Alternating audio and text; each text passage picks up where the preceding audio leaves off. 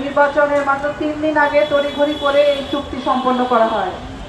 আমাদেরকে বলা হচ্ছে যে এই চুক্তির কারণে বাংলাদেশে পোশাক খাত, রপ্তানি খাতের উপরে যে শুল্ক আরোপ করা হয়েছিল সেই শুল্ক থেকে 35% শুল্ক থেকে 19% যে শুল্ক করা হয়েছে, এই সুবিধা পোশাক খাত পাবে। এটা একটা বড় প্রাপ্তি।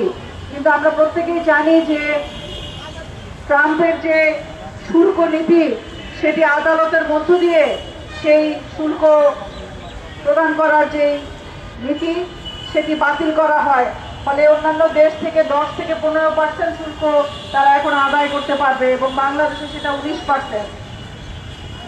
বন্ধুরা, এছাড়া আপনারা জানেন যে যে শর্তগুলো রয়েছে তার মধ্যে বিশ্লেষকরা বলছেন প্রায় 131টি শর্তই বাংলাদেশের বিপক্ষে যাবে, আর মাত্র 6টি শর্ত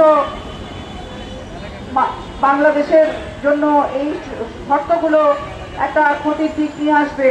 আপনারা জানেন যে যে বাণিজ্য চুক্তি করা হয়েছে তার মাধ্যমে আমাদের জ্বালানি, কৃষিপণ্য সহ আমাদের জন্য বিমান ইত্যাদি ক্রয় করার ক্ষেত্রেও যেই শর্ত আরোপ করা হয়েছে সেই শর্তের মধ্য দিয়ে বাংলাদেশের অর্থনীতি লাভের চেয়ে ক্ষতির দিকে বেশি ঝুঁকে পড়বে।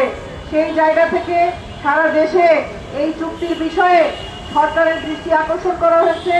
গণঅভ্যুত্থান পরবর্তী সময়ে আমরা একটা ভোটের অধিকার পেয়েছি, একটা নির্বাচন হয়েছে এবং সেই নির্বাচনের মধ্য দিয়ে নতুন সরকার গঠন হয়েছে। আমরা সেই সরকারের কাছে আহ্বান করি বাংলাদেশের জনগণের যে ভাবনা, বাংলাদেশের সার্বভৌমত্ব নিয়ে, বাংলাদেশের অর্থনীতির স্বার্থ নিয়ে, বাংলাদেশের স্বার্থ যাতে এই চুক্তির মাধ্যমে কোনোভাবে না ক্ষুণ্ণ হয়